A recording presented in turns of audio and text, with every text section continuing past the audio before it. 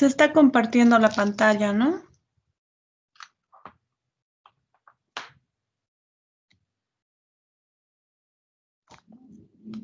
¿Se ven las diapositivas?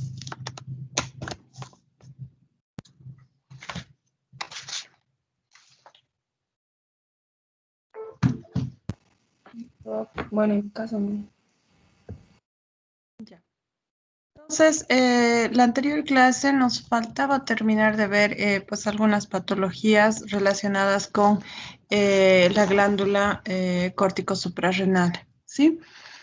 Por la interferencia que había un poquito con el internet y todo. Habíamos visto lo que era la hiperfunción de las glándulas suprarrenales como el síndrome de Cushing, ¿no? Habíamos visto nosotros que en este síndrome de Cushing o hipersecreción de la corteza suprarrenal teníamos algunas características relacionadas precisamente con el exceso de cortisol entonces. Los pacientes que tienen este síndrome de Cushing van a tener lo que es la facies de luna llena, ven la carita bien redondita por el depósito de tejido adiposo entonces en la cara. Van a tener la jiba de búfalo por el depósito entonces de grasa en lo que va a ser la región posterior y superior de lo que va a ser la espalda, en lo que va a ser el cuello. Van a tener pues obesidad central debido también a la movilización de grasas y depósito en la región central entonces del cuerpo, incluyendo cara, tórax y abdomen. ¿Sí? A eso se denomina obesidad central, troncular o centrípeta. ¿Sí? La obesidad a nivel central. Esto está producido porque los glucocorticoides, como hemos visto, estimulaban la lipólisis y liberaban grandes cantidades de ácidos grasos que muchas veces no llegaban a utilizarse en su totalidad como sustrato energético. Entonces el excedente iba a depositarse en estas regiones. En relación al metabolismo de lo que van a ser las proteínas, ¿qué es lo que producía las hormonas córticos suprarrenales? El cortisol, ¿qué es lo que produce en relación al metabolismo de las proteínas?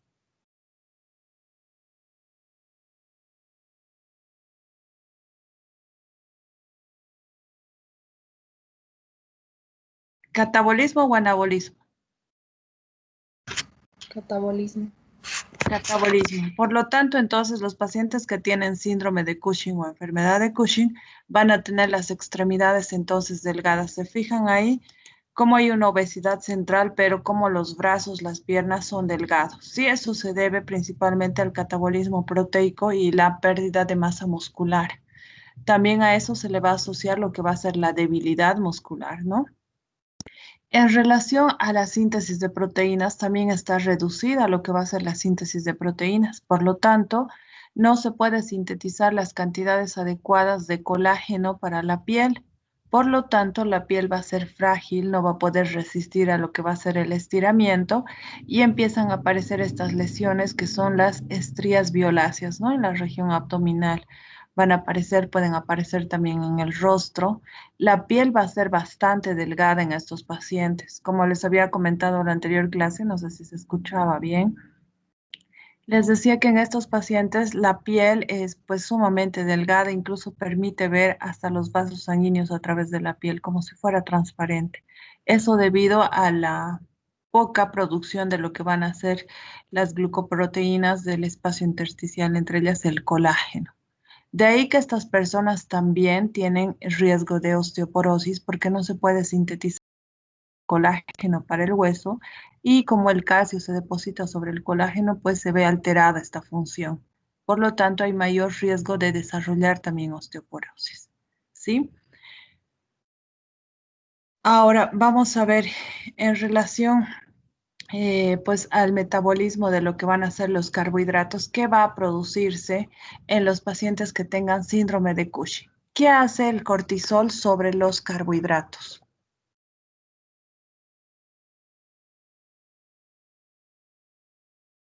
Va a inducir a una resistencia a la insulina, ¿no? Además va a producir lo que va a ser la gluconeogénesis a partir de lo que van a ser los ácidos grasos, a partir de lo que van a ser los aminoácidos. Entonces, este paciente con síndrome de Cushing probablemente puede desarrollar una diabetes entonces insulino resistente. ¿Por qué? Porque pues no va a poder actuar la insulina de manera adecuada, no puede traslocar lo que va a ser el GLUT4 como habíamos mencionado y por lo tanto se genera una resistencia. La movilización de grandes cantidades de ácidos grasos también va a generar aterosclerosis en estos pacientes, ¿no? Entonces, ese exceso de grasa puede sintetizarse en colesterol y depositarse en las arterias, generando la aterosclerosis. Entonces, esos son los aspectos generales en relación al síndrome de Cushing. Si el síndrome de Cushing, la hipersecreción de lo que va a ser el cortisol, afecta también lo que va a ser la secreción de la aldosterona, ¿qué características tendríamos en este paciente? Por la hipersecreción de la aldosterona.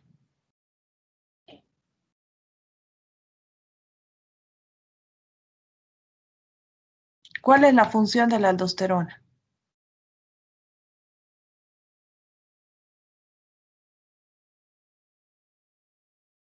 Reabsorber sodio, reabsorber agua, por lo tanto estos pacientes van a ser pacientes hipertensos, ¿no?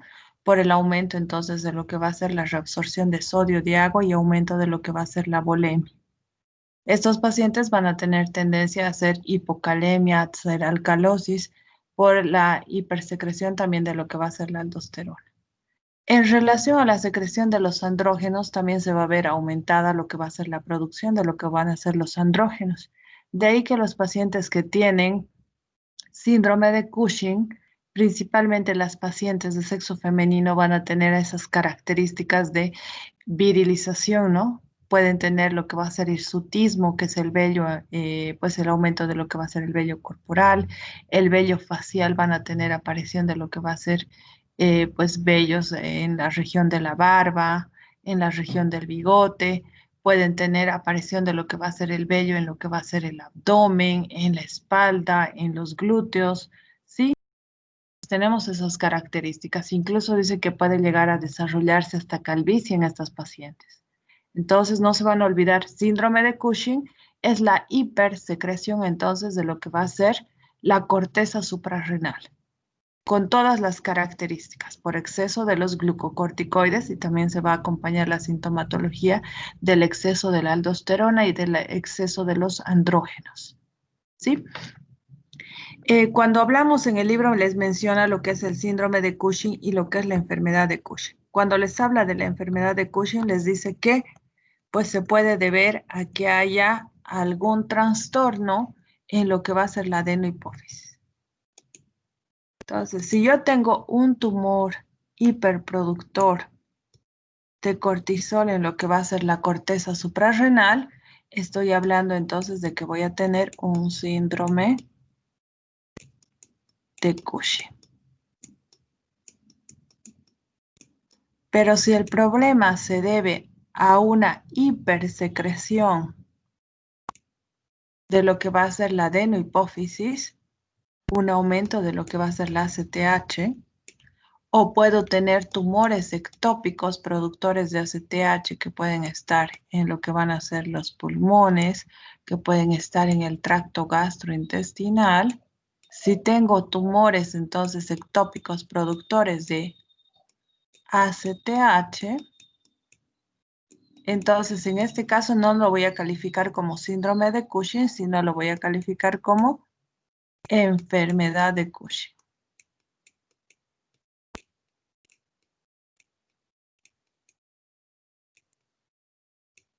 Entonces, esas características. ¿Alguna pregunta hasta aquí?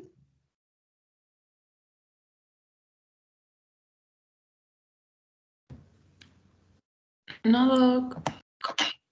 Ya, entonces vamos a terminar de ver lo que es el hiperaldosteronismo primario o el síndrome de Cohn. Cuando hablamos del síndrome de Cohn, nos referimos a que hay un tumor productor en la capa glomerular. Por lo tanto, es la aldosterona la que se está alterando, ¿no? No tenemos tantas manifestaciones de elevación de los glucocorticoides, sino principalmente de los mineralocorticoides, en este caso del cortisol por algún tumor o hiperplasia de lo que va a ser la capa glomerular de la corteza suprarrenal. Entonces, en ese caso tenemos todas las manifestaciones clínicas de un hiperaldosteronismo. ¿sí?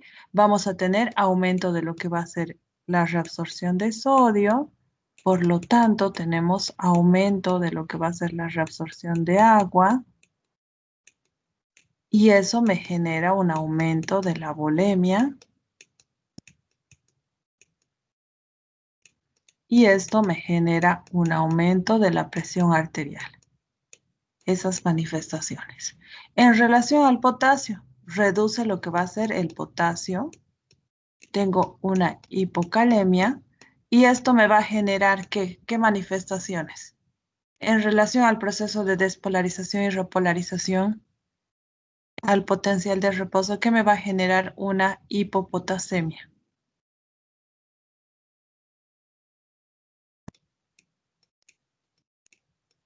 Una hiperpolarización.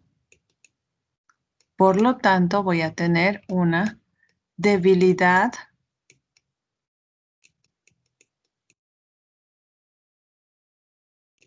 o parálisis muscular.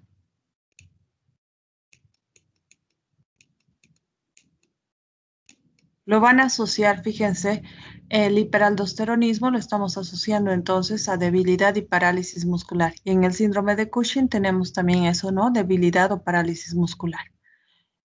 Vamos a tener reducción de lo que van a ser los hidrogeniones, por lo tanto me va a generar una alcalosis metabólica. Entonces eso en relación a lo que va a ser el síndrome de Cohn, que es el hiperaldosteronismo o la hipersecreción de lo que va a ser la aldosterona por un tumor precisamente en la zona glomerular de la corteza suprarrenal.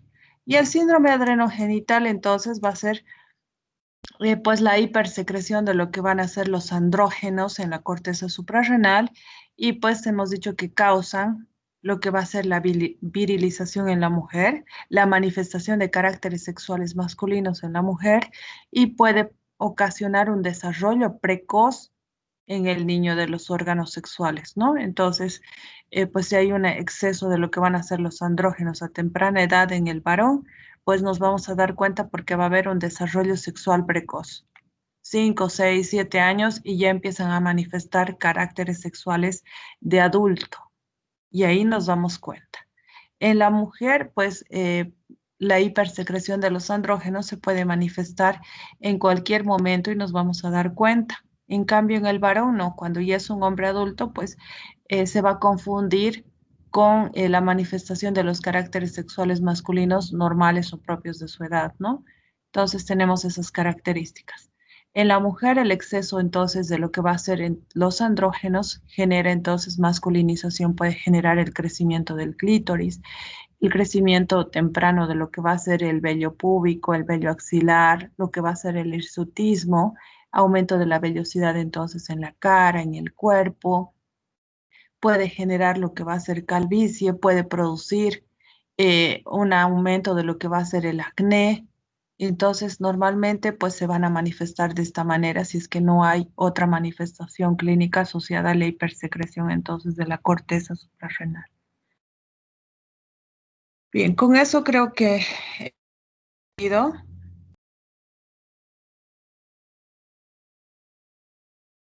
No sé si hay alguna pregunta principalmente en relación a lo que va a ser la regulación o el eje hipotálamo adeno-hipoficiario.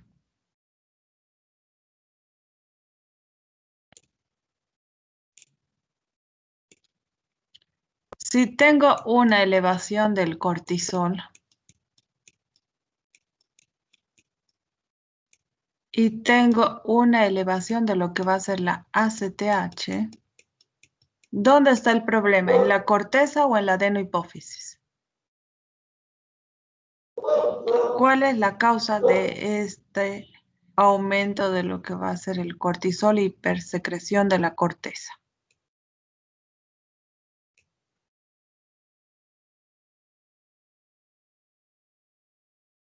Snaker, ¿dónde estaría el problema?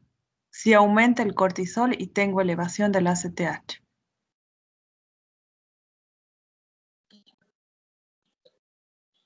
Mm, En la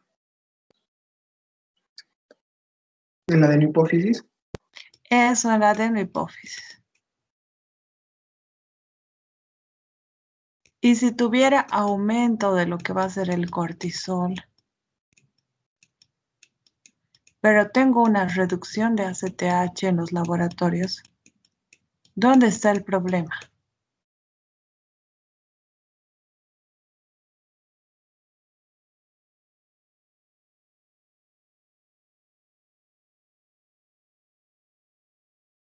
En la glándula.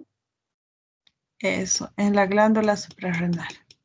¿Sí? Porque el exceso de cortisol por retroalimentación entonces negativa va a ir a reducir lo que van a ser los niveles de ACTH, va a ir a reducir lo que van a ser los niveles del factor liberador de corticotropina. Entonces tenemos una retroalimentación entonces de tipo negativa. De ahí que se utiliza la dexametasona también para hacer un estudio. Por ejemplo, si tenemos nosotros un paciente que tiene un tumor córtico suprarrenal,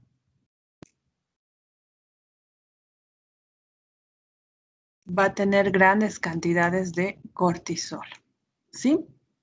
Tiene bajas cantidades de ACTH. Si yo le inyecto lo que va a ser la dexametasona, porque es una prueba para determinar, entonces si se responde, si hay estas respuestas de retroalimentación negativa. Si yo le inyecto la dexametasona, que es un glucocorticoide sintético, ¿qué debería pasar con la ACTH?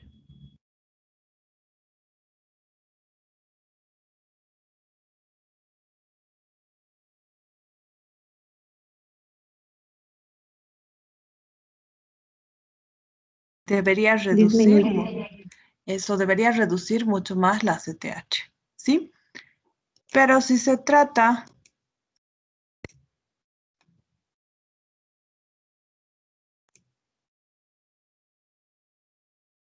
de un tumor adenohipoficiario, yo tengo exceso de cortisol y le inyecto dexametasona, ¿qué pasará con la ACTH?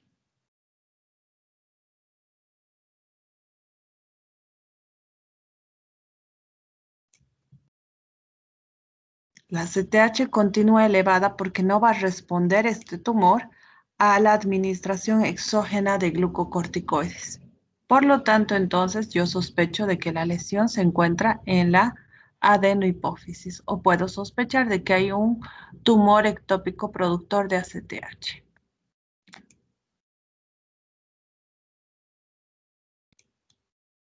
Sí, entonces esa es la prueba de cortisol. Se administra la dexametasona durante la noche y se toma la muestra en la mañana. Si hay una supresión entonces de lo que va a ser la producción del ACTH y del cortisol, entonces vamos a decir que tenemos una hipersecreción de la corteza suprarrenal que responde a la dexametasona. Pero si continúan los niveles de ACTH elevados o los niveles de cortisol elevados después de la inyección de los glucocorticoides, entonces decimos que no responde a la dexametasona o a los glucocorticoides exógenos, ¿sí? Eso entonces en relación a lo que es corteza suprarrenal. ¿Hay alguna pregunta sobre esto?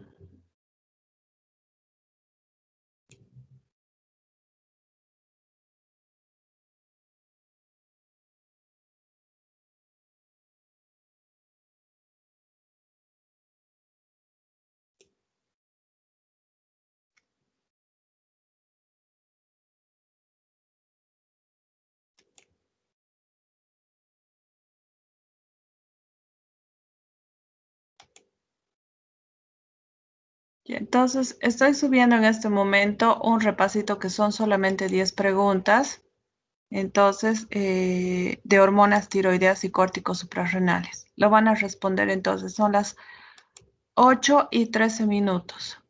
Tienen hasta las 8:25 para terminar de responder las preguntas. Sí, 12 minutos. Son 10 preguntas.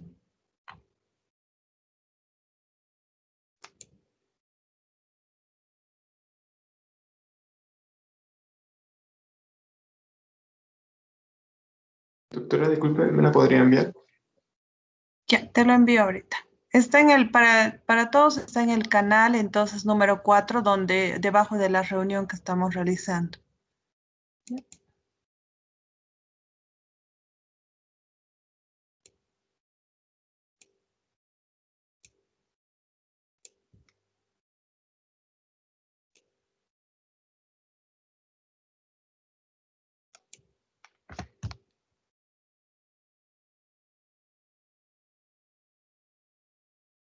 Ya, lo he enviado por el chat.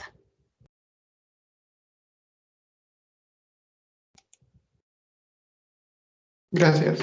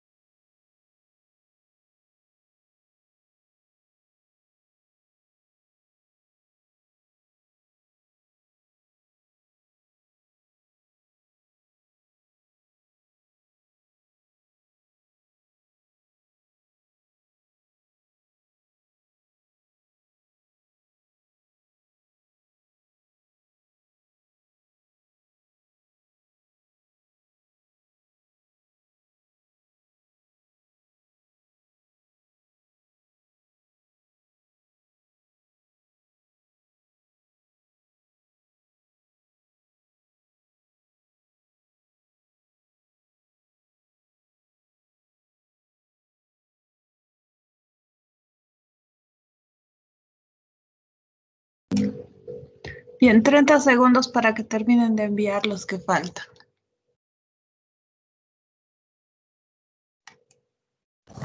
Doc, yo no puedo mandar. Yo tampoco, Doc, no me deja. Porque acaba de cambiar ya el tiempo y ya terminó. Lo mandé antes de que diga 30 segundos, igual no me dejó. Sí, igual, Doc. A ver.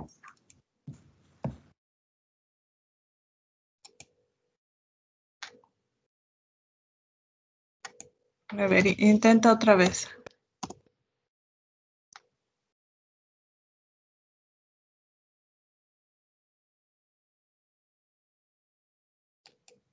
Ahora sí, Yo, ¿no? Chicos, acabo de subirles las notas del anterior repaso, de la clase anterior, para que lo revisen más tarde. ¿Ya? Entonces ya está ahí, después les voy a subir de este repaso. Doc, Doctora, a mí no me deja. disculpe, no me deja enviar también. A mí tampoco, Doc, hasta ahora. Qué raro porque todavía les he añadido el tiempo. A ver, intenten otra vez.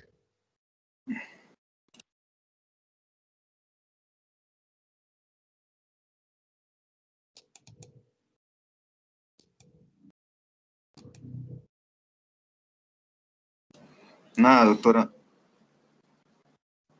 Por dos, Doc. Ya, a Sí, yo ver, tampoco, Doc. ahora.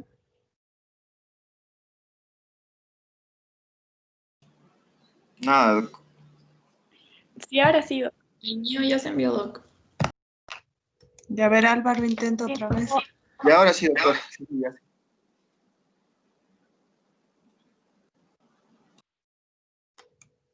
De mí nada, Doc. No sé si será porque estoy en el celu. Nunca he hecho en el celular.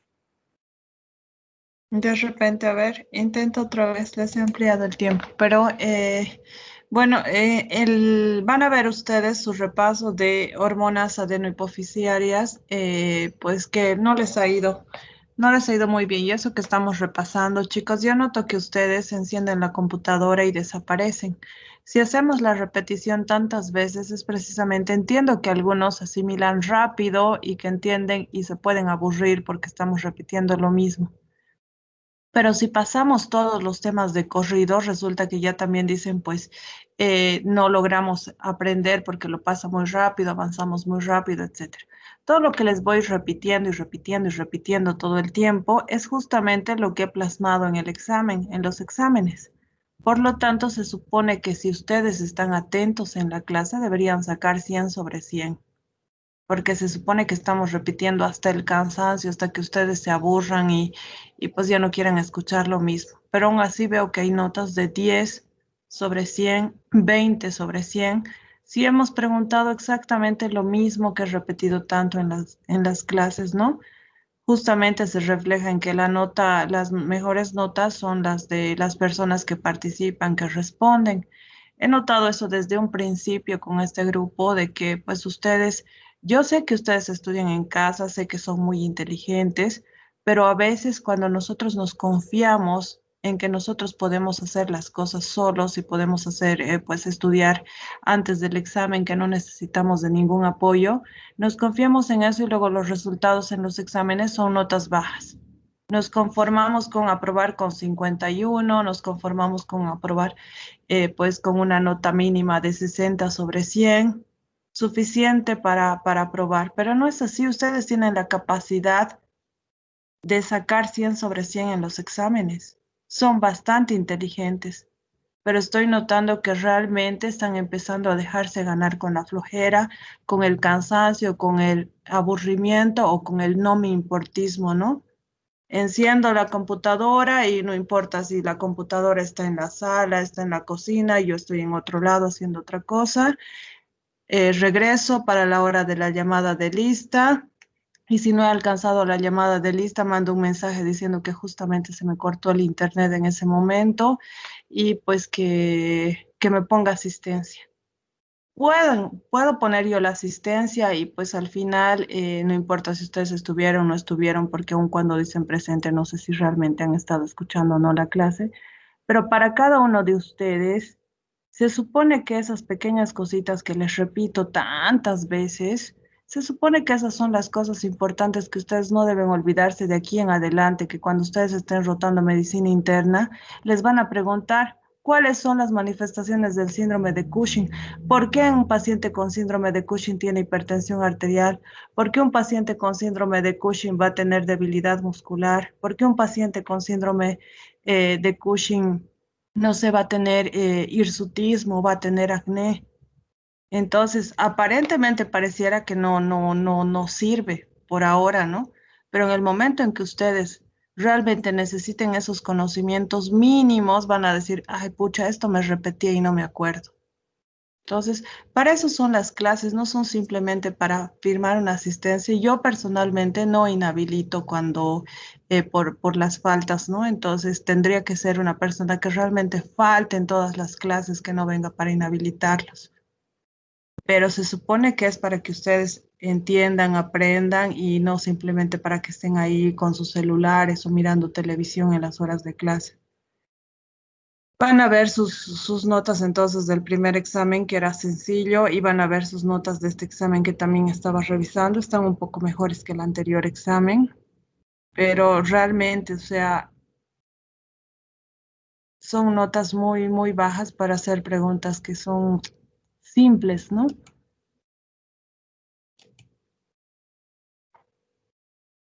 Doc, no pude mandar. No, no quiere, no sé por qué. Ya, entonces vamos a ir revisando eso. De repente tal vez es o el sistema o tal vez el internet está muy lento, ¿no? Porque les he dejado incluso hasta las 8:30, les he programado el tiempo. Entonces se supone que recién ahorita debería de cerrarse. Sí, estuve mandando todo el rato. Sí, debe ser el internet que está lento. A ver, tal vez vamos a esperar, de repente tal vez llega. Si no, por lo menos hace, ¿no? Sí, Doc, las preguntas.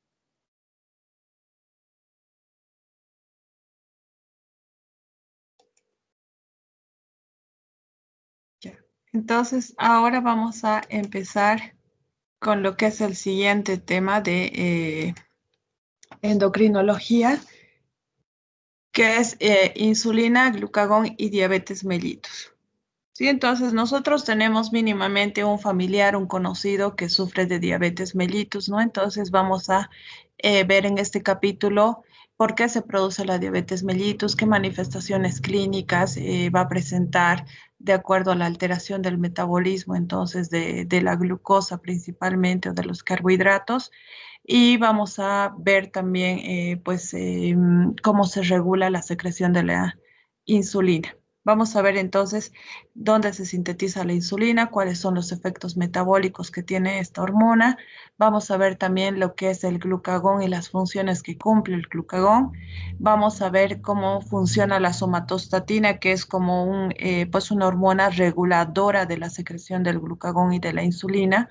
Vamos a ver de que inhibe tanto la secreción de uno como la secreción del otro, como para mantener un equilibrio y no dejar que pues la insulina haga de las suyas o el glucagón haga de las suyas, ¿no? Entonces controla que pues haya un equilibrio entre ambas.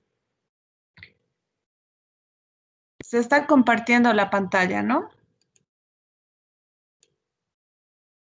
Sí, Doc. Ya, entonces vamos a tener pues la insulina, que es una hormona producida entonces en lo que va a ser el páncreas. Cuando hemos visto la parte de gastrointestinal, hemos visto la parte de la secreción exócrina del páncreas, ¿no? Donde se producían las enzimas digestivas, las enzimas proteolíticas, pues las amilasas, las lipasas, lo que van a ser la tripsina, etcétera. Todas estas enzimas digestivas se producían en esta región que son los acinos pancreáticos, ¿sí? Que son la porción exócrina del páncreas. Pero dentro de lo que va a ser el páncreas también tenemos nosotros unas estructuras denominadas lo que van a ser los islotes de Langerhans.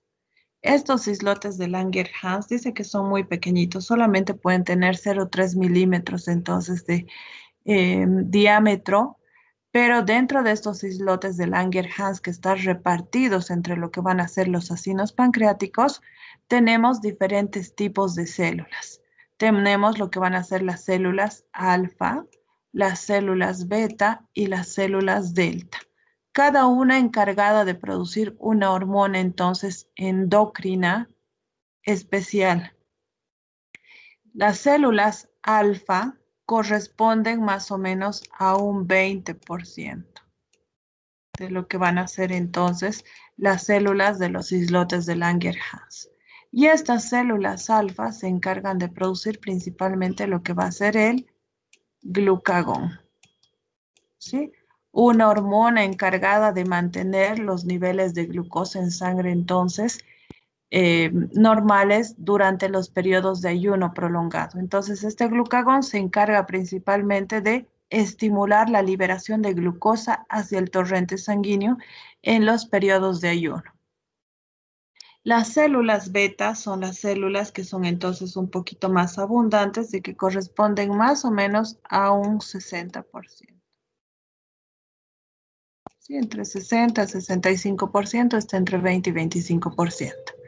Entonces, estas células beta se encargan de secretar lo que va a ser la insulina. Esta insulina es una hormona de ahorro que se encarga de, pues de guardar lo que va a ser la glucosa en forma de glucógeno, de guardar los ácidos grasos en forma de triglicéridos y de almacenar también los aminoácidos en forma de proteínas entonces a nivel intracelular.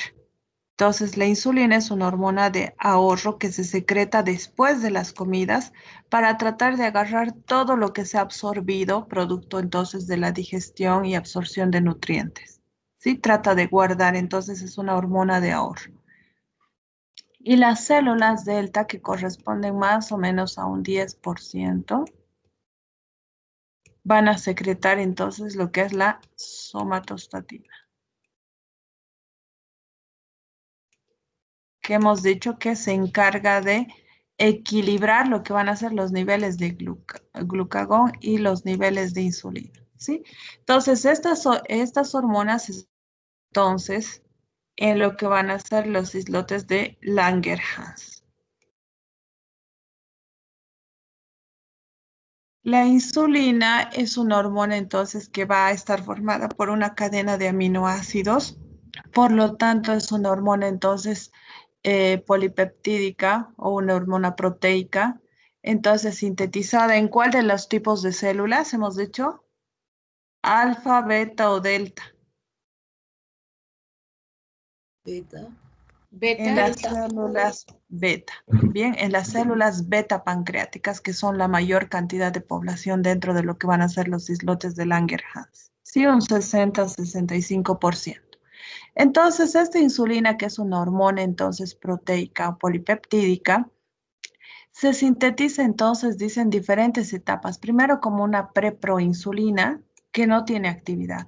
Luego, esta se cinde, reduce lo que va a ser su peso y se convierte en una proinsulina. Como proinsulina todavía no tiene los efectos entonces de una insulina entonces ya completa o ya madura. ¿Sí? Tenemos esta proinsulina que está formada por 3 cadenas, una cadena A, como ven aquí, una cadena B y una cadena C. La cadena A y la cadena B están conectados entre sí gracias a puentes disulfuro, entonces, que pues unen estas 2 cadenas. En cambio, la cadena C no está en contacto con esta cadena A y cadena B de manera directa con los puentes disulfuro. Por lo tanto, cuando la proinsulina se va a convertir en insulina, lo que sucede es que se separa lo que va a ser la cadena C de la cadena A y la cadena B. Entonces, la cadena A y la cadena B, unidos por enlaces de puentes disulfuro, van a formar lo que va a ser la insulina. Y la cadena C va a formar lo que va a ser el péptido C. La misma cantidad de péptido C que se secreta es la misma cantidad que insulina. ¿Sí? Dice que este péptido C puede tener o estar relacionado con la actividad de la bomba de sodio-potasio ATPasa y con las síntesis de lo que va a ser el óxido nítrico a nivel endotelial, ¿no? Por lo tanto, probablemente tenga alguna acción vasodilatadora o probablemente tenga alguna relación con lo que va a ser entonces la función de la bomba de sodio-potasio ATPasa, pero no está determinado todavía entonces su efecto de este péptido C, ¿sí? Pero sí podemos utilizar este péptido C también para nivelar los niveles de insulina. Por ejemplo, si tenemos un paciente que tiene diabetes mellitus tipo 2. No era insulino dependiente este paciente, pero por el mal control que tiene de su dieta, porque no hemos logrado estabilizar sus niveles de glucosa, pues está requiriendo de insulina. Entonces yo quiero saber si este paciente está produciendo una buena cantidad de insulina o no. Entonces, si tomara la muestra y está recibiendo insulina inyectable, pues voy a medir la insulina, pero voy a tener confusión entre la insulina que produce el paciente y la insulina que se está administrando de manera exógena. Pero si medimos el péptido C, este péptido C me va a reflejar directamente la cantidad de insulina que produce el paciente y no se va a confundir con la insulina que está recibiendo de manera exógena. Sí, entonces tiene también esa utilidad este péptido C. La insulina, como hemos dicho, es una hormona proteica polipeptídica, tiene una vida media de más o menos 6 minutos. ¿Qué quiere decir? Que su máxima acción alcanza más o menos a los 6 minutos. Y esto también nos sirve para ver cuánto va a durar esta insulina en lo que va a ser el torrente sanguíneo. Normalmente para el aclaramiento o la eliminación de sustancias o productos entonces desde el plasma se utilizan 3 vidas medias. Entonces más o menos estaríamos hablando de unos 15 a 18 minutos para que desaparezca lo que va a ser la insulina. ¿Sí? Entonces su semivida es de 6 minutos entonces en el plasma. Se une a los receptores entonces de las células efectoras y el resto de la insulina que no se ha unido a los receptores es degradado por las insulinasas. Por lo tanto, entonces su efecto tiene que ser inmediato. Se une a los receptores, activa sus receptores y luego desaparece esta hormona. ¿Sí? Las insulinasas van a estar presentes principalmente en el hígado, el riñón, en los músculos, entonces donde se produce la destrucción entonces de la insulina que no se ha unido a sus receptores. ¿Alguna pregunta hasta aquí?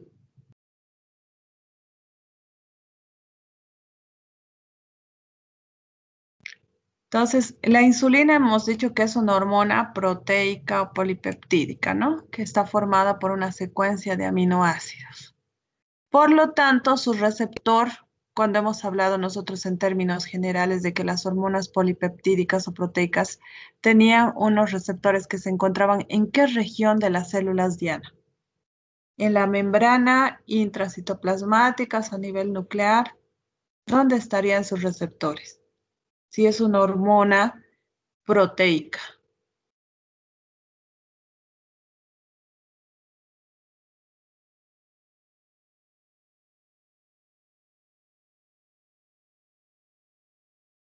¿Dónde deberían estar sus receptores?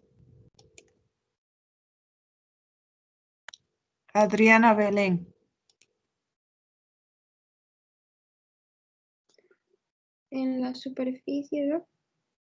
En la superficie de la membrana, porque como la insulina entonces es una hormona proteica, es hidrosoluble, no va a poder atravesar la membrana celular para activar un receptor intracelular. Por lo tanto, su receptor tiene que estar en la membrana nada más, ¿sí?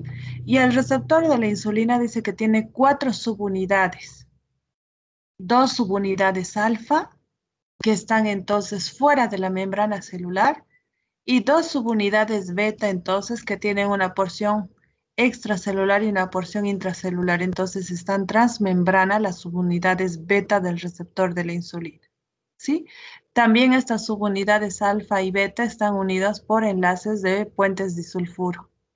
Entonces, vamos a tener nosotros que cuando la insulina se une a su receptor, este receptor entonces se fosforila en sus subunidades alfa.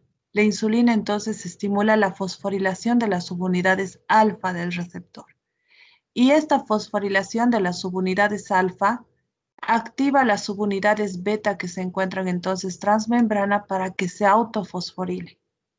Se autofosforilan las subunidades beta y activan al segundo mensajero de tirosina sinasa. Esta tirosina sinasa se activa y estimula la fosforilación entonces de diferentes enzimas intracelulares. ¿Para qué se fosforilan estas enzimas? Para activarse e iniciar lo que va a ser el efecto de la insulina entonces sobre estas células. Se van a activar o se van a fosforilar para sintetizar lo que va a ser el glucógeno, para sintetizar lo que van a ser las grasas y para sintetizar entonces las proteínas. Para eso entonces estamos diciendo que la insulina es una hormona de ahorro que guarda la glucosa en forma de glucógeno. De ahí que estas enzimas entonces que favorecen la formación del glucógeno se van a activar. Que guarda lo que van a hacer entonces los ácidos grasos en triglicéridos. Por lo tanto, se activan entonces enzimas que sintetizan grasas. O porque transforman también la glucosa en ácidos grasos. También la insulina va a estimular entonces a las enzimas encargadas de la síntesis de proteínas para que tomen entonces los aminoácidos y empiecen esta síntesis. Entonces la insulina es una hormona entonces de ahorro, de almacenamiento de todos los sustratos entonces que provienen del tracto gastrointestinal. ¿Sí? Además, la insulina va a tener un efecto importante que va a ser el ayudar al ingreso de la glucosa dentro de las células. ¿Cómo va a ser esto? La insulina activa el receptor entonces de la membrana celular, se activa lo que va a ser la tirosina sinasa y esta va a estimular lo que va a ser la translocación del transportador de glucosa. ¿Se fijan aquí? Este transportador se denomina lo que es el GLUT4. Este GLUT4 se encarga de ayudar al transporte de la glucosa desde fuera de la célula al interior de la célula. Entonces, ¿qué es lo que va a pasar? Que este transportador que está dentro del citoplasma de la célula, guardadito, almacenada, esta puerta, cuando la insulina estimula esta célula, esta puerta se va a trasladar a la membrana celular para permitir el ingreso de glucosa dentro de la célula. ¿Sí? Esos son los efectos entonces que tiene la insulina y que son los efectos no genómicos. Ahora en los efectos genómicos va a tener lo que va a ser la expresión entonces de genes para la síntesis de proteínas. ¿Alguna pregunta? Doc, Yo me perdí en una parte, o sea, dijo de que cuando la insulina se une al receptor va a hacer que haya una fosforilación de la parte alfa, luego esa va a activar a la beta para que haya una autofosforilación, luego se activa el segundo mensajero de la tirosina sinasa y después, ¿qué pasaba? Después, esta tirosina sinasa fosforila enzimas intracelulares. Sí, va a actuar sobre los sustratos del receptor de insulina, que son entonces enzimas intracelulares, y las va a fosforilar. Entonces, es un proceso de fosforilación de la subunidad alfa, fosforilación de la subunidad beta, activación de la tirosina que fosforila las enzimas intracelulares. Y al fosforilarse las enzimas se activan, ¿no ven? Se van a fosforilar o activar entonces las enzimas encargadas de la síntesis de glucógeno, encargadas de la síntesis de grasas, las encargadas de la síntesis de proteínas.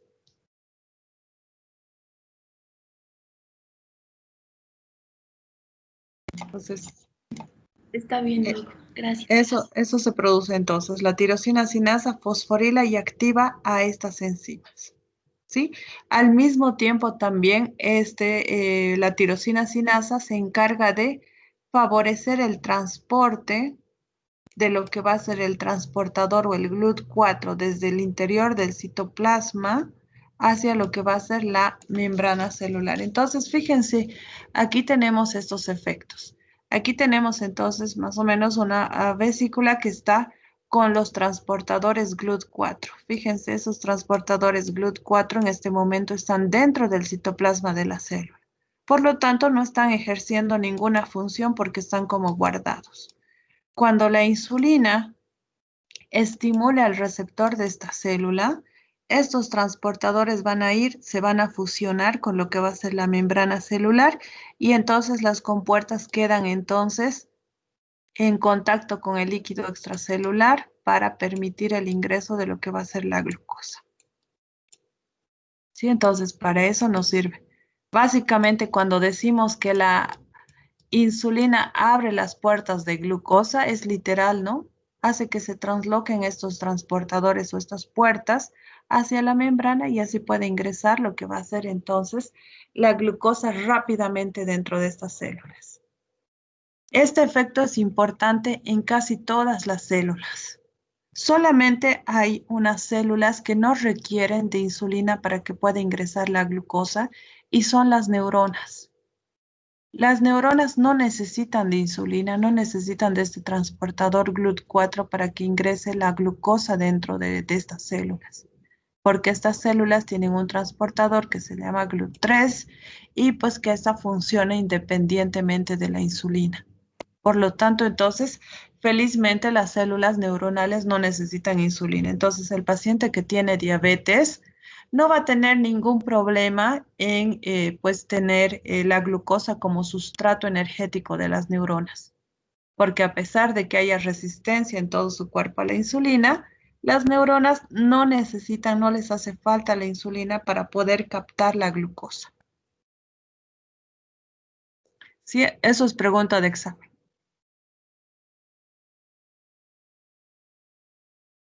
Entonces vamos a tener, hemos dicho que tenemos algunos efectos entonces inmediatos que van a ser los de la insulina. Hemos dicho la activación entonces de enzimas implicadas en la síntesis de glucosa, la síntesis, la activación de enzimas implicadas en la síntesis de grasas y las implicadas en la síntesis de proteínas.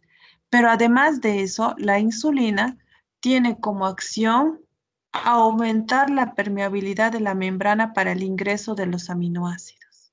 Aumenta la permeabilidad a los iones potasio y a los iones fosfato. Esto es especialmente importante porque como estamos diciendo que la insulina es una hormona de ahorro, entonces también ayuda a que ingresen los aminoácidos dentro de la célula para que se almacenen o se sinteticen proteínas y queden guardados de esta manera. Sí, entonces está ayudando también al transporte de lo que van a ser entonces los aminoácidos. De ahí que se acuerdan de que pues la hormona de crecimiento también aumentaba la permeabilidad o el ingreso de los aminoácidos dentro de las células. Pero este efecto decíamos que no podía ser efectivo sin la insulina.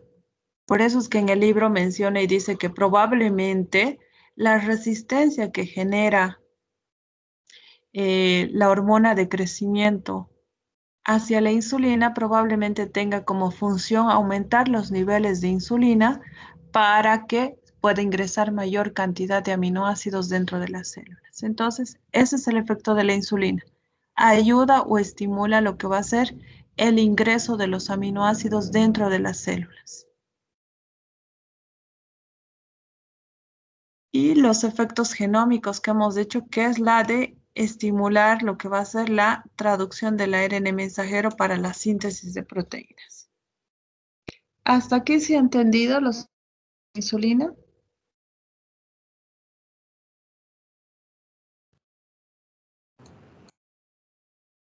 Los efectos en general. Fosforila y activa entonces enzimas encargadas con la síntesis de glucógeno, la síntesis de ácidos grasos, la síntesis de proteínas. Aumenta la permeabilidad a los aminoácidos a nivel celular y también estimula la transcripción de genes para la síntesis de proteínas. Esos son los efectos en general de la insulina. Ahora vamos a ir a ver los efectos entonces sobre lo que va a ser el metabolismo de los carbohidratos. ¿Qué es lo que hace la insulina sobre el metabolismo de los carbohidratos? A ver, en general, ustedes ya saben, ya se ha visto eso en homeostasis, ya han visto esto en bioquímica. ¿Qué efecto tiene la insulina sobre los carbohidratos?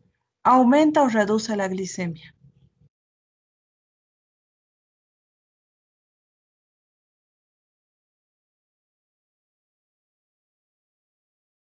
¿Qué hace la insulina? ¿Aumenta o reduce la glicemia? Redu- Reduce la glicemia. ¿Sí? Por lo tanto, entonces, vamos a tener que la insulina ejerce diferentes efectos sobre el metabolismo de los carbohidratos. Primero, favorece lo que va a ser la captación de glucosa entonces dentro de las células. Ya hemos visto, gracias a esos transportadores GLUT4, ayuda a que la glucosa pueda entrar dentro de todas las células, principalmente las células musculares y las células hepáticas. ¿Sí? Al mismo tiempo, la insulina va a favorecer la utilización de esta glucosa como sustrato energético. Y si sobra la glucosa dentro de las células, se va a estimular lo que va a ser la síntesis del glucógeno dentro de los hepatocitos, dentro de las células musculares. ¿Sí? Entonces, ayuda al almacenamiento. ¿Cómo es que va a hacer esto? Vamos a tener nosotros que se va a incrementar la actividad de la enzima glucosinasa, que esta glucosinasa se encarga de fosforilar lo que va a ser la glucosa dentro de las células.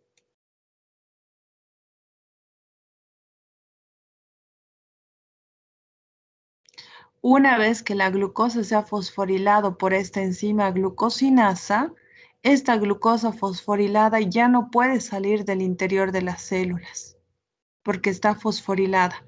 Para salir tendría que desfosforilarse. Por lo tanto, queda atrapada. ¿Qué más va a hacer lo que va a hacer la insulina? Ya atrapó la glucosa. Va a estimular a la glucógeno sintetasa que se encarga de transformar lo que va a ser esta glucosa ya fosforilada en glucógeno.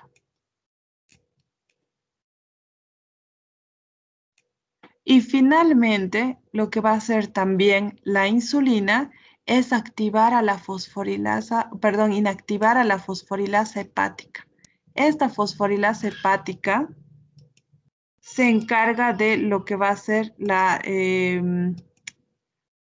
degradación del glucógeno en glucosa.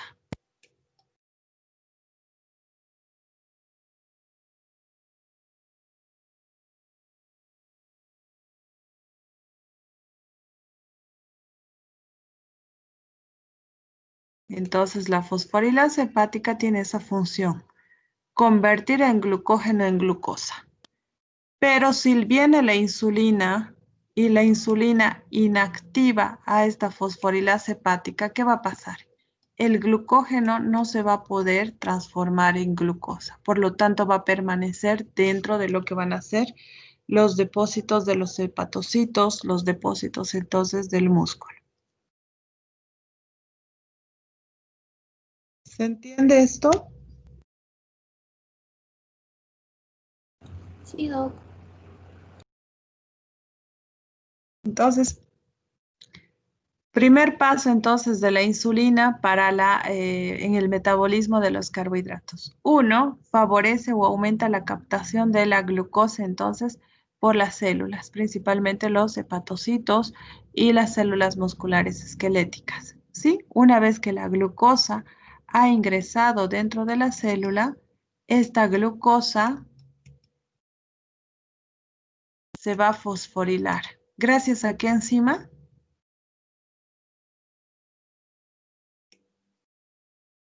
A la glucosinasa. Gracias entonces a lo que va a ser la glucosinasa. Entonces, esta glucosa ya no puede salir al espacio extracelular, ya está fosforilada. Esta entonces se va a transformar o va a ir rumbo a la síntesis de glucógeno. Gracias a qué enzima?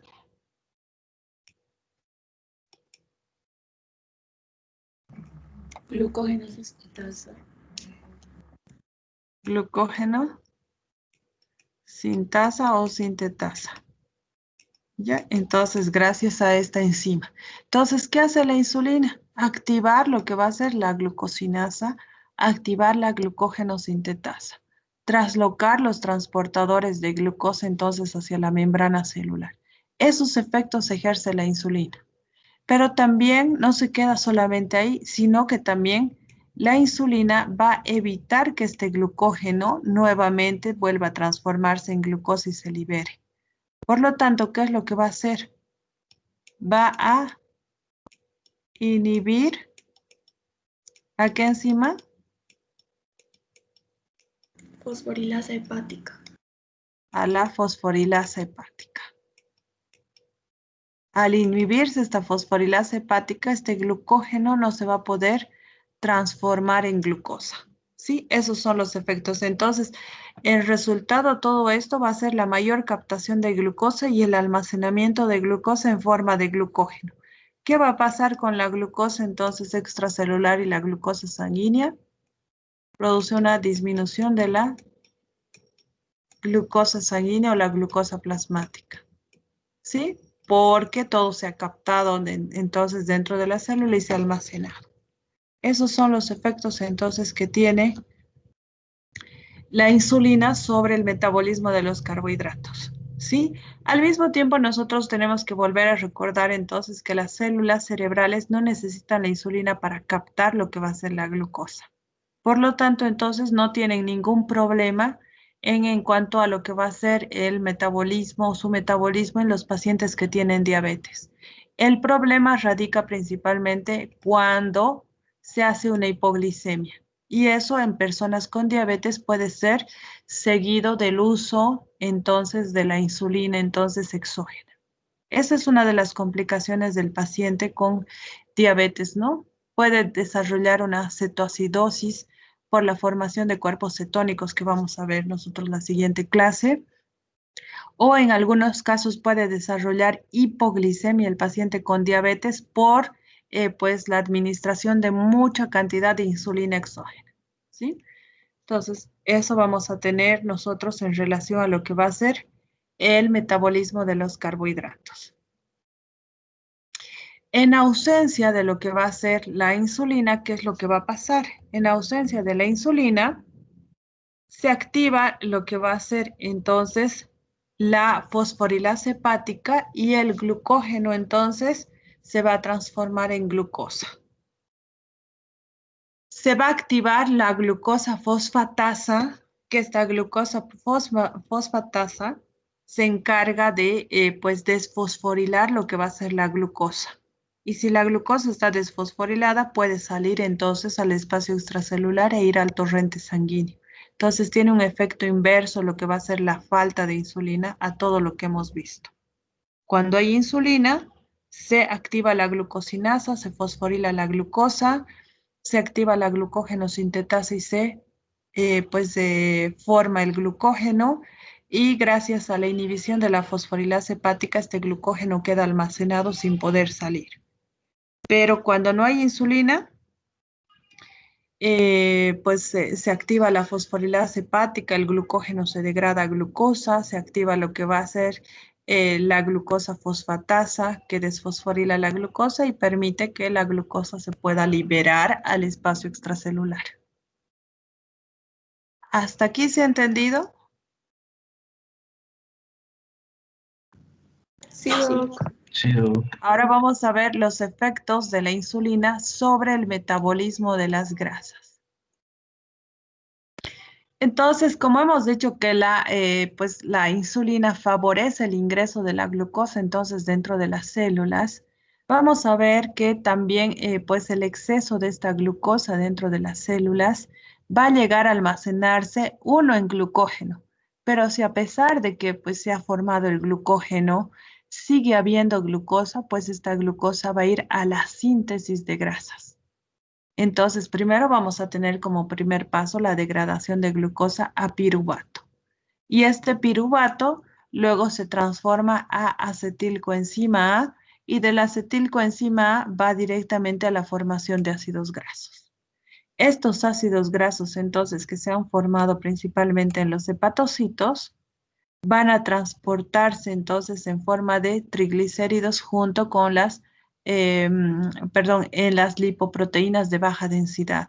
Sí, entonces son transportados hacia lo que van a ser los adipocitos, donde van a quedar almacenados. Entonces tenemos esto. La glucosa excedente entonces se transforma en piruvato. El piruvato se transforma en acetilcoenzima A y el acetilcoenzima A se va a transformar en ácidos grasos que sintetizan triglicéridos. Estos triglicéridos son transportados hacia los adipocitos a través de lipoproteínas de baja densidad y ahí se quedan entonces almacenados dentro de los adipocitos. Por eso la insulina es una hormona de ahorro. Guarda la glucosa en forma de glucógeno, guarda también lo que va a ser la glucosa en forma de triglicéridos también dentro de los adipocitos. Si no deja que se pierda nada de todos estos sustratos.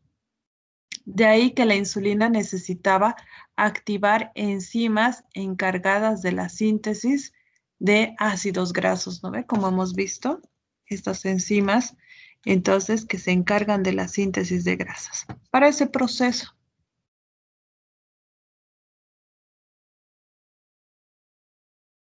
entonces, esta insulina va a mantener lo que va a ser el depósito de los triglicéridos dentro de los adipocitos porque igual como inhibía a la fosforilasa hepática que se encargaba de pues degradar el glucógeno en glucosa, también se va a encargar la insulina de inhibir a la lipasa sensible a la insulina. Se inhibe esta lipasa y por lo tanto entonces los adipocitos, estos adipocitos no van a ser capaces de liberar lo que va a ser todo el contenido de triglicéridos de su interior. ¿Por qué? Porque no va a estar activada lo que va a ser la lipasa sensible. La insulina lo que hace es que esta lipasa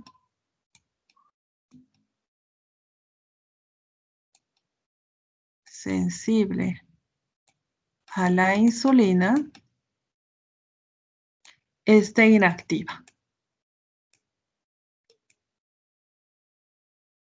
Entonces se encarga de inactivar a esta lipasa sensible a la insulina. Por lo tanto, no va a permitir entonces que se liberen los ácidos grasos que están en el interior de los adipocitos. Además, vamos a ver nosotros que cuando pues el transporte de glucosa es amplio al interior de las células, también dentro de las células adiposas ingresa lo que va a ser el glicerol.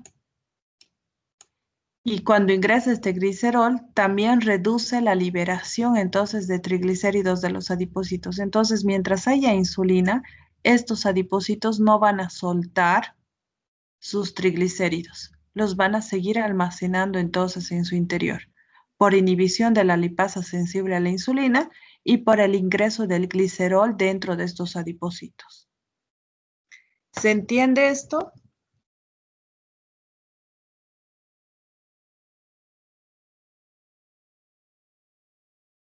Sí, Doc. Hay algunas dietas que creo que funcionan de esa forma.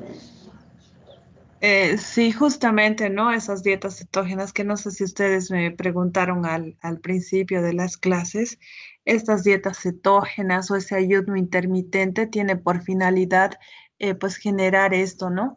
Estas dietas cetógenas se basan principalmente en consumir lo que van a ser lípidos, consumir proteínas y no consumir nada de carbohidratos, nada, ni siquiera las frutas. Veía y están prohibidas incluso las frutas durante esta dieta. Entonces, ¿qué es lo que se persigue? Hacer que reduzca lo que va a ser la glucosa totalmente porque no estamos consumiendo ningún carbohidrato. Por lo tanto, reduce lo que va a ser la insulina. Reduce principalmente esto que es el ingreso de glicerol dentro de las células, dentro de los adipocitos. Y por lo tanto, entonces, con esta dieta lo que se hace es activar esta lipasa. Y todos los adipocitos empiezan a soltar lo que van a hacer entonces sus triglicéridos. Por eso estas dietas cetógenas garantizan que uno pueda perder peso, por ejemplo, rápidamente, porque lo que está haciendo es al no administrar, o perdón, al no suministrar lo que van a ser carbohidratos en la dieta, entonces vamos a empezar a utilizar como sustrato energético las grasas. Por lo tanto, entonces va a haber un rápido descenso del volumen de lo que van a ser los adipocitos, ¿no? Entonces estos adipocitos liberan su contenido de triglicéridos, sus grasas almacenadas por este efecto. La baja concentración de glucosa reduce la secreción de insulina, disminuye el transporte de glicerol a los adipocitos y entonces cuando disminuye el glicerol en los adipocitos, estos adipocitos empiezan a soltar las grasas.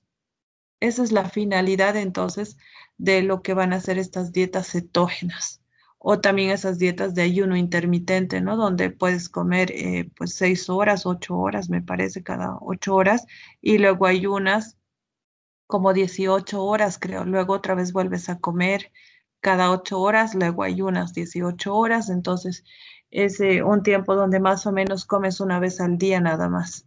Entonces, en ese momento, cuando comes una vez al día, pues principalmente la dieta se basa en proteínas, en lípidos y no carbohidratos. Y durante el ayuno, ¿qué es lo que vas a hacer? Vas a sacar las reservas o los depósitos de grasas que tienes dentro de los adipocitos para generar glucosa, porque no estás consumiendo nada de glucosa, entonces, o nada de carbohidratos en estas dietas. Entonces, tiene esa finalidad, pero vamos a ver nosotros de que cuando nosotros no consumimos carbohidratos, cuando se reduce el sustrato energético de los carbohidratos, empezamos a sentir hambre. Entonces, a mí no me parece que pues estas dietas vayan a ser tan efectivas porque van a generar ansiedad, van a generar más bien ese deseo de comer, el hambre. Entonces, creo que más bien pueden ser contraproducentes. No sé si a alguien le ha funcionado estas dietas, si alguien lo ha intentado, pero me parece que no son tan eficientes. Además, si consideramos que pues las neuronas funcionan básicamente con glucosa, ¿no? Entonces tienen que adaptarse a funcionar entonces con pues ácidos grasos. Entonces eso implica también una, digamos, reactivación de un sistema entonces de función de lo que van a ser las neuronas. ¿Se entiende esto? Sí, Doc. Ya. Entonces, así es como funcionan entonces estas dietas cetógenas, ¿no? No hay carbohidratos en la dieta, reduce la insulina, reduce el transporte del glicerol dentro de los adipocitos y los adipocitos empiezan a soltar los triglicéridos que se van a utilizar como sustrato energético. Por eso es que pues van a ir bajando lo que va a ser el depósito de grasa durante esta dieta. Entonces, el déficit de insulina, justamente entonces, genera activación de lo que va a ser la lipasa sensible a la insulina. Esta lipasa entonces empieza a activarse cuando no hay insulina y entonces estimula lo que va a ser la lipólisis y la liberación de ácidos grasos. Entonces aumenta lo que va a ser la concentración de ácidos grasos en sangre y estos ácidos grasos son utilizados para la síntesis de colesterol y para la síntesis de fosfolípidos. Por lo tanto, un paciente que tiene déficit de insulina, un paciente que tiene diabetes, por ejemplo, ¿qué es lo que va a tener? Va a tener aumento de los ácidos grasos en sangre, va a tener aumento de lo que va a ser el colesterol sanguíneo, por lo tanto va a tener una dislipidemia. Este colesterol se va a ir acumulando en sus vasos sanguíneos y va a tener aterosclerosis. Sí, el consumo exagerado también de los ácidos grasos va a generar lo que van a ser los cuerpos cetónicos. De ahí que el paciente con diabetes, como no tiene entonces insulina o hay una resistencia a la insulina, pues activa la lipasa sensible, estimula la lipólisis y la liberación de ácidos grasos. Estos ácidos grasos se convierten en colesterol y el paciente tiene aterosclerosis. Estos ácidos grasos son utilizados como sustrato energético porque la glucosa no está pudiendo entrar dentro de las células para utilizarse. Y entonces el metabolismo de estos ácidos grasos provoca la formación de cuerpos cetónicos, la cetoacidosis diabética.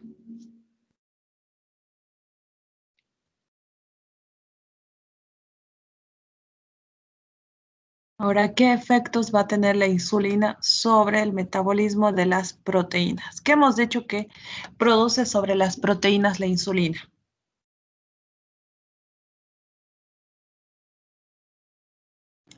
Del almacenamiento dentro de la célula. Es su almacenamiento dentro de las células, ¿no? Entonces, primero hemos dicho que estimula el transporte de aminoácidos al interior de las células. Entonces, aumentaba la permeabilidad a los aminoácidos, haciendo que estos aminoácidos puedan ingresar entonces más fácilmente al interior. Luego va a estimular lo que va a ser la traducción del ARN mensajero para la síntesis proteica, ¿sí?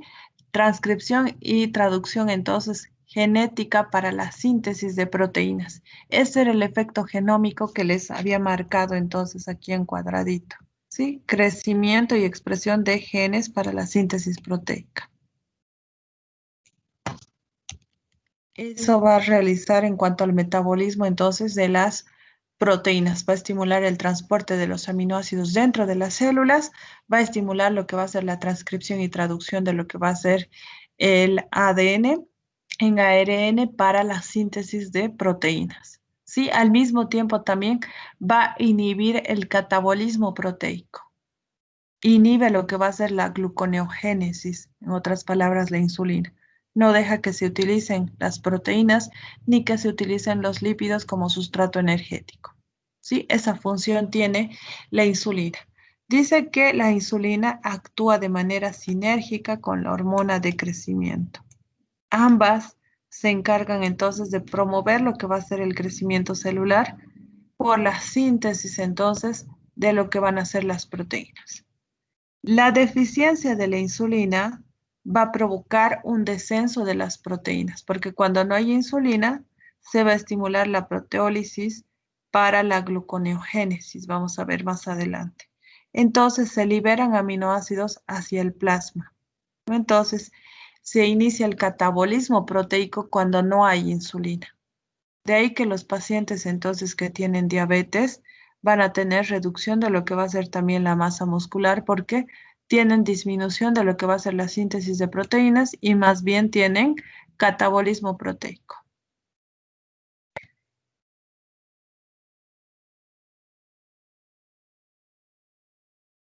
¿Hasta aquí se está entendiendo? ¿Qué efectos tiene la insulina entonces sobre los diferentes sustratos energéticos?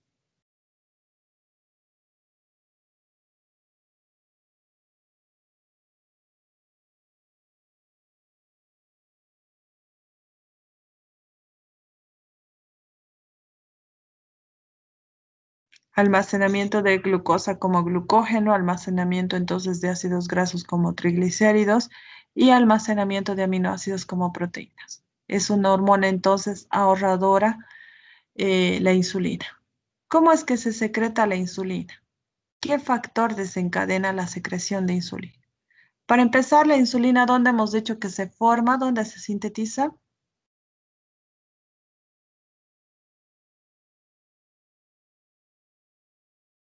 En el páncreas endocrino. Ya en el páncreas endocrino, ¿en qué células? Beta. Entonces, en la célula beta. En esta célula beta pancreática, entonces, hay un transportador de glucosa que es el GLUT2. Este transportador de glucosa, entonces, permite el ingreso de la glucosa dentro de estas células cuando hay una elevación de los niveles de glucosa. Entonces, se eleva lo que va a ser la glucosa plasmática y esta elevación de la glucosa favorece el ingreso de esta glucosa dentro de las células beta pancreáticas a través del transportador GLUT2. Una vez en el interior, esta glucosa es fosforilada entonces por lo que va a ser la glucosinasa. Acuérdense el mismo efecto que tenía sobre las otras células. Se fosforila lo que va a ser entonces la glucosa y por oxidación entonces se va a transformar luego en adenosín trifosfato. Este adenosín trifosfato entonces va a pues cerrar lo que van a ser los canales de potasio. Cierra los canales de potasio y el potasio intracelular va a empezar a aumentar. Si aumenta el potasio intracelular, va a empezar a aumentar el voltaje. Entonces la célula se va a ir volviendo más positiva. Entonces se despolariza esta célula y se abren los canales de calcio. El calcio que ingresa dentro de la célula estimula entonces lo que va a ser la unión de las vesículas de insulina con lo que va a ser entonces la membrana celular entonces de estas células beta para que la insulina salga por exocitosis entonces al espacio extracelular. Entonces este efecto genera la secreción de lo que va a ser la insulina. ¿De qué depende entonces la secreción de insulina? De los niveles de glucosa. Mayor cantidad de glucosa sanguínea, mayor cantidad de glucosa entonces extracelular, estimula lo que va a ser el ingreso de esta glucosa dentro de las células, se fosforila y forma ATP, bloquea los canales de potasio, por lo tanto la célula se vuelve más positiva y se despolariza. Esta despolarización genera la apertura de los canales de calcio entre el calcio y las vesículas de insulina se fusionan con la membrana celular para liberar lo que va a ser la insulina. Entonces, ese efecto tiene más cantidad de glucosa en sangre, más secreción de insulina. Menos glucosa en sangre, menos insulina, lo que les decía hace rato. ¿No? Entonces, que teníamos que cuando se reduce lo que va a ser la glucosa, se reduce la cantidad de insulina.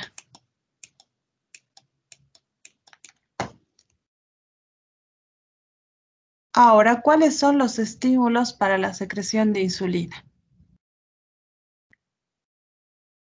Vamos a ir viendo entonces uno por uno. El principal estímulo para la secreción de la insulina, ¿cuál es? El aumento de la glucosa plasmática. Bien, el aumento de la glucosa o el aumento de la glicemia, entonces es el principal estímulo para aumentar lo que va a ser la secreción de insulina. Cuando tengamos gran cantidad de ácidos grasos en sangre, también se va a estimular la liberación de insulina. Porque como hemos dicho que la insulina es una hormona de ahorro, cuando aumenten los ácidos grasos en sangre, la insulina va a querer atrapar todos estos ácidos grasos dentro de los adipocitos, va a querer guardarlos, almacenarlos. Cuando haya un aumento de lo que van a ser los aminoácidos en sangre, también se va a secretar la insulina, porque la insulina va a tratar de atrapar estos aminoácidos, aumentar su ingreso dentro de las células para que se almacenen. ¿Sí? Tenemos que las hormonas gastrointestinales también se encargan de estimular la secreción de la insulina. Hemos visto que principalmente se encargaba de esto el péptido inhibidor gástrico o péptido insulinotrópico dependiente de glucosa, pero no había sido la única hormona encargada entonces de estimular la liberación de insulina. También están lo que va a ser por orden del estómago, la gastrina, a nivel duodenal la colecistocinina y la secretina, ¿sí? Y también el péptido inhibidor gástrico. Estas hormonas aumentan la secreción de insulina. ¿Cuándo se secreta la gastrina? ¿Cuál es el estímulo para que se produzca gastrina en el estómago? La distensión de igual era las proteínas, si no estoy mal, ácidos grasos. Bien. Entonces, cuando hay la presencia de proteínas en el estómago, se libera la gastrina. Y esta gastrina estimula la liberación de insulina, como que el cuerpo se está preparando para que estas proteínas se absorban en aminoácidos y puedan ser entonces introducidos dentro de la célula por la insulina. Sí, entonces ya hay una comunicación. La colecistocinina y la secretina, ¿cuándo se liberan a nivel duodenal? ¿Cuándo se secretan a nivel duodenal? ¿Frente a qué estímulo? Cuando hay presencia de grasas y proteínas. Eso cuando hay presencia de grasas y proteínas a nivel duodenal, ¿no? Entonces, del mismo modo, el cuerpo ya se está informando de que estamos consumiendo grasas, proteínas y que luego va a subir el nivel de aminoácidos, el nivel de ácidos grasos en sangre. Por lo tanto, ya se está estimulando de manera anticipada la secreción de insulina. Y el péptido inhibidor gástrico se secretaba cuando habían ácidos grasos, cuando habían proteínas y cuando habían carbohidratos a nivel intestinal. ¿Sí? Entonces, eso estimula la secreción de insulina. Gastrina, colecistocinina, secretina, péptido inhibidor gástrico. Otras hormonas que estimulan la secreción de insulina van a ser el glucagón, la hormona del crecimiento, como ya hemos visto, y el cortisol.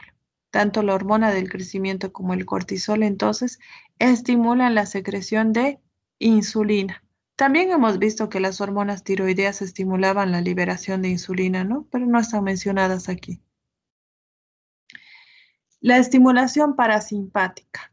Cuando consumimos alimentos tenemos entonces una descarga parasimpática sobre el tracto gastrointestinal y esto estimula también la liberación de insulina para que esta insulina esté preparándose y esté lista para cuando se vayan a absorber todos los nutrientes a nivel intestinal. ¿Sí? Pero aquí hay una cosa importante, hasta aquí estamos. La estimulación parasimpática estimula la liberación de insulina. Pero ¿qué pasa cuando nosotros estamos frente a una situación de peligro o estrés? Necesitamos mayor cantidad de glucosa en sangre, pero necesitamos también al mismo tiempo mayor cantidad de insulina para que esta glucosa de la sangre vaya a pasar dentro de las células y se utilice como sustrato energético para las células musculares esqueléticas principalmente. ¿Sí?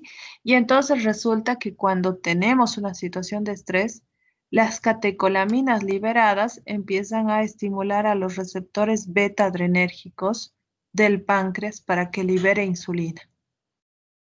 Entonces, esta respuesta se genera frente al estrés. Entonces, vamos a recordar un poquito. Frente al estrés necesitamos nosotros mayor cantidad de energía para poder correr, para poder luchar, para poder pues reaccionar frente a pues una situación de peligro.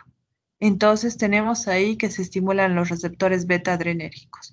Los receptores beta adrenérgicos estimulan lo que va a ser la glucogenólisis y la liberación de glucosa por el hígado.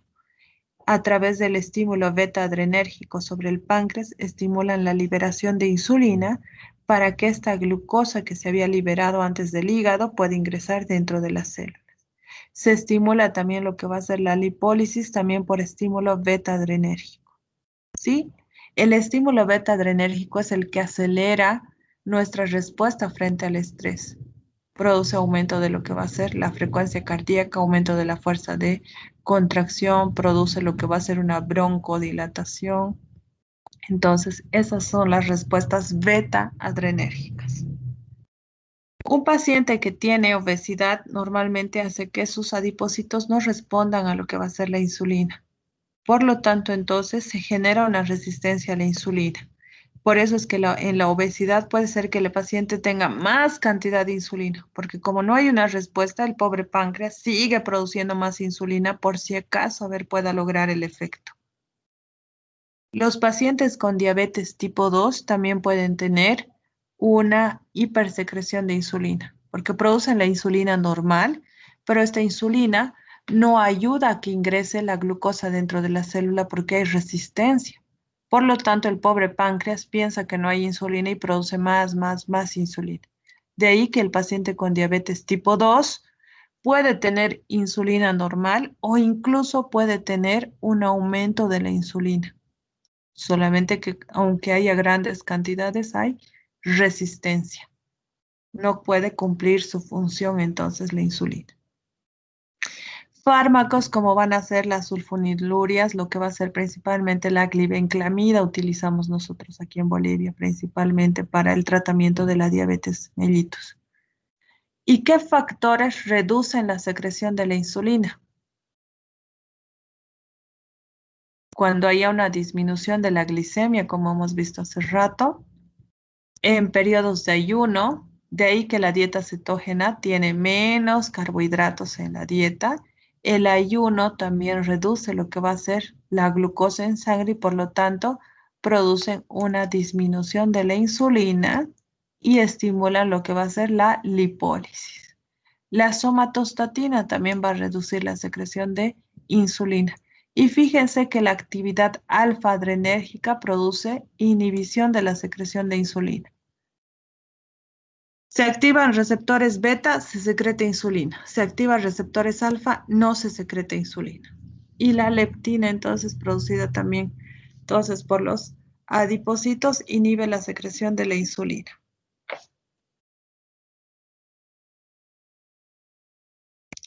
Entonces, hasta ahí vamos a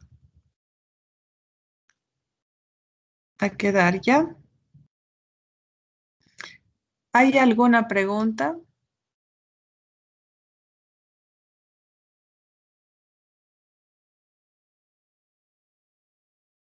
Creo que no, Doc.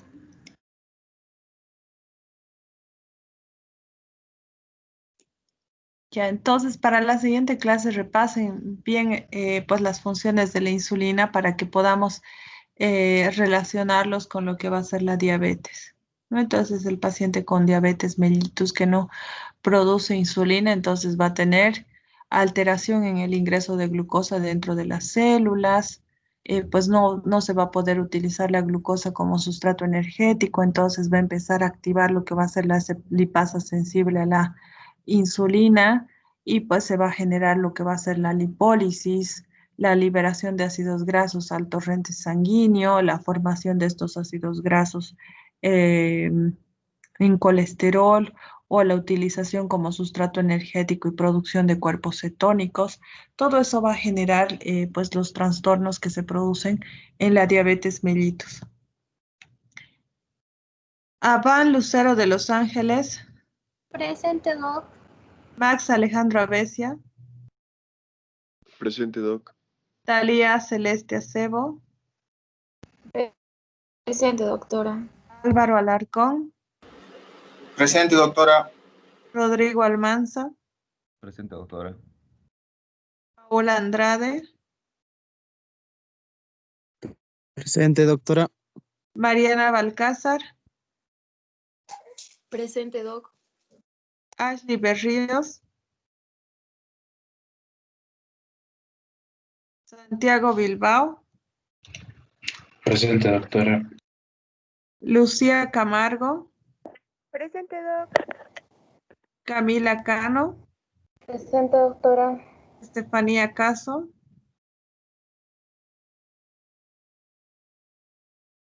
Gabriela Castellanos, Presente, Doc. María Isabel Daza, Presente, Doc. Vanessa del Pilar Díaz, Fernando Gómez, Presente. Adriana Jaldín, Presente, Doc. María Inés Leolazo, Presente, doctora. Alex Limpias, Presente, doctora. Adriana Belén, Presente, doctora. Luis Fernando Luque,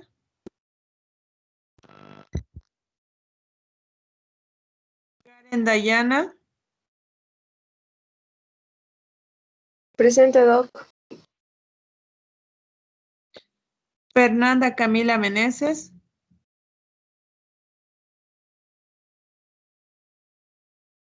Andrés Miranda, Presente, doctora. Alejandro Muñoz, Presente, doctora. Ezequiel Muñoz, Presente. Snakers Nilipu, Presente, doctora. Gabriel Nina. Presente, doctora. Chicos, antes de que me olvide, pues el lunes es feriado, ¿no? ¿Será que podemos adelantar la clase para este sábado o prefieren dejarlo para el siguiente sábado? No puede ser viernes, es que el sábado tengo otra clase. Sí, por favor.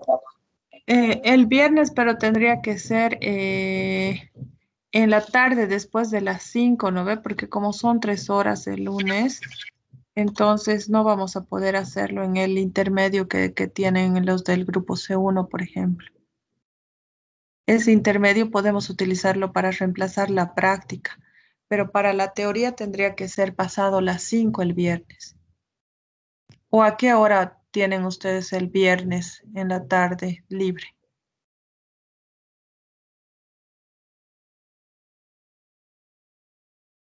Viernes tenemos metodología, doctora, de 4:10 a 6:50. Ya, y antes de eso,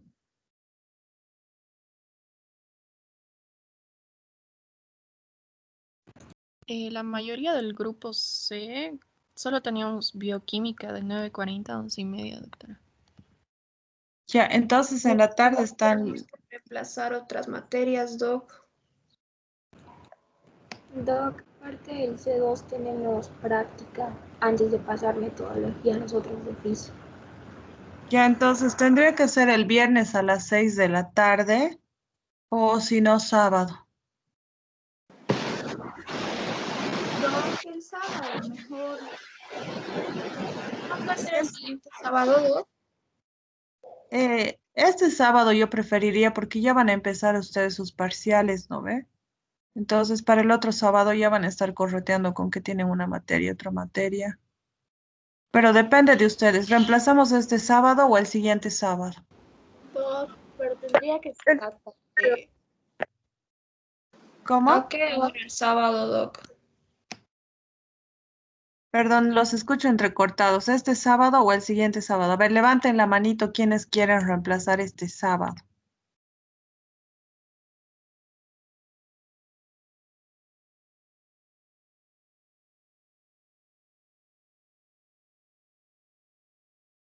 ¿A qué hora este sábado, doc?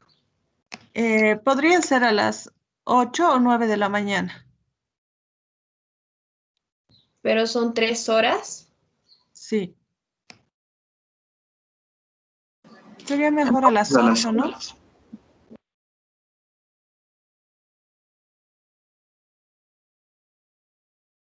Ya, entonces este sábado reemplazamos a las 8.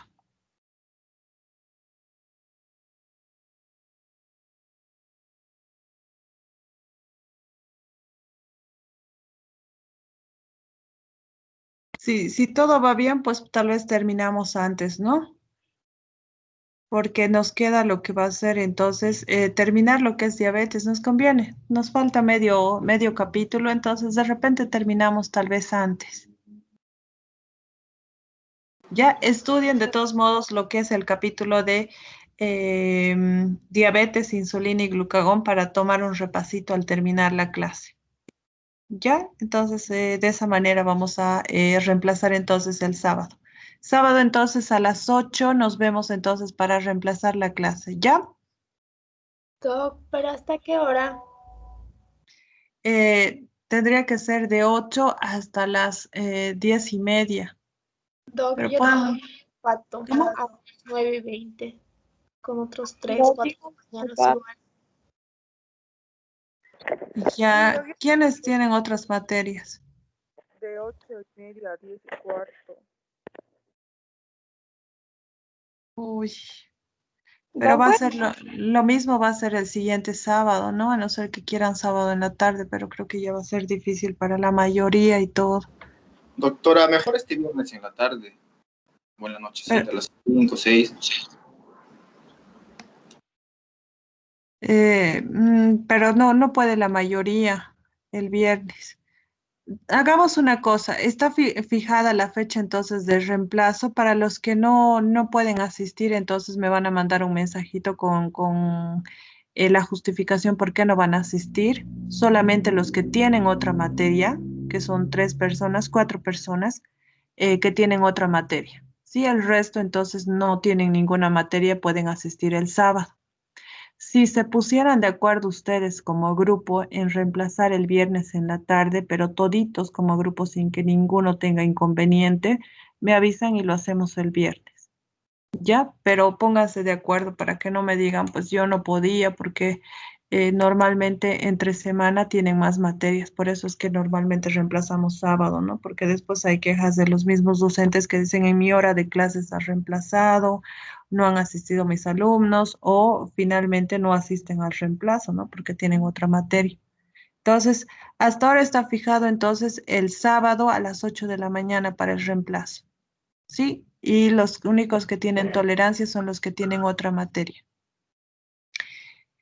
Los que tienen tolerancia y tienen otra materia podemos tal vez reemplazar lo que va a ser el día martes esa clase con el otro grupo. Y tal vez no puede ser el sábado un poquitito más tarde, no sé a qué hora terminan los de Pato, pero de esa hora no sé. ¿Qué hora terminan patología el sábado? 12. 12:30, porque avanzamos media hora más, porque nos saltamos clases. Ya, entonces a la 1 o a las 2 está bien. Sábado. No, Ya, hagamos entonces democracia. ¿Quiénes quieren que reemplacemos sábado a las 8 de la mañana? Levanten la manito.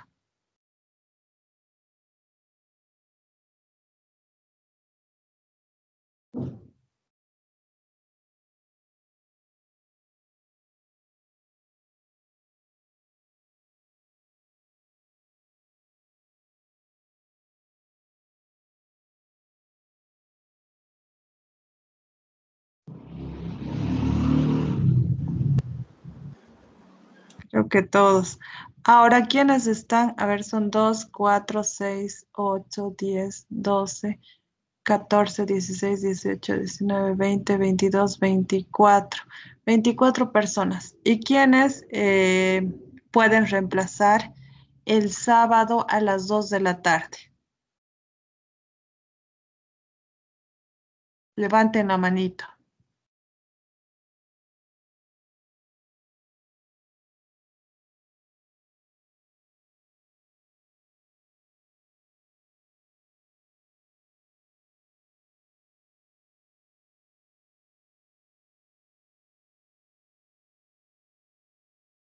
Doc, creo que la mayoría puede en la mañana. Es Ya. mejor. Ya, entonces sábado a las 8 de la mañana y los que no pueden el sábado a las 8 de la mañana, estas 4 personas, sí que son Magalí, Daniela. Entonces, con ustedes vamos a hacer otro grupo para hacer un reemplazo, entonces, que alguna vez lo hemos hecho, un reemplazo entonces de la clase. Aparte, ¿no? Que tal vez puede durar una horita, como son solo 4 personas. Entonces, para ver los dudas y todo eso. Podemos con ustedes entonces en la tarde, me mandan un mensajito y a las 2 de la tarde hacemos la clase con las 4 personas. Ya el resto entonces el sábado a las 8 de la mañana hacemos el reemplazo, ¿ya? Entonces terminamos de llamar lista. Eduardo Ortega. Presente. Carolina Paz. Presente, Doc. Vanessa Pérez. Presente, doctora. Camila Pérez. Presente, Doc. Mendra Pizarro.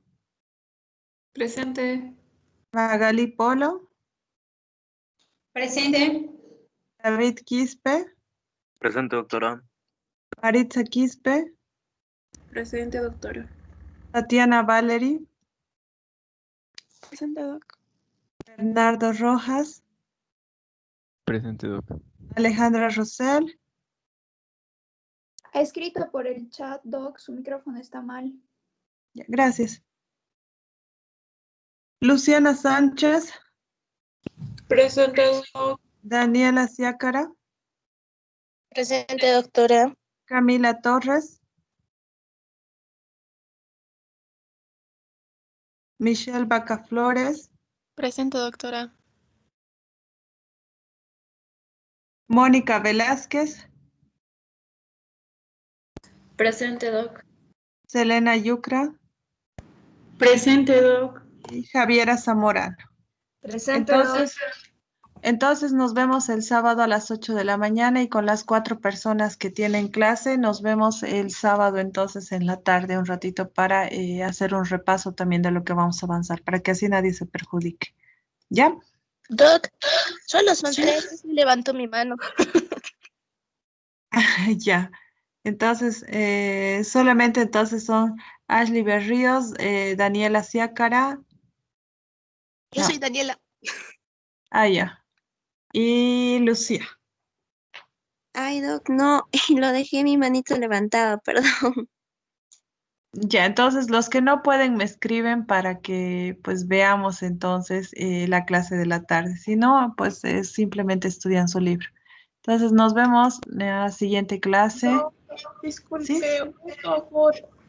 Estuve teniendo problemas con mi Teams, no pude alcanzar, se me pasó de la lista, pero le escribí ese momento por el chat, Doc, soy Díaz.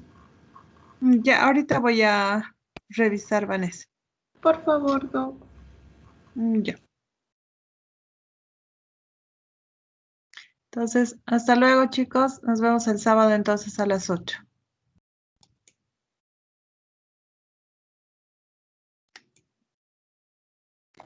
Hasta luego, Doc.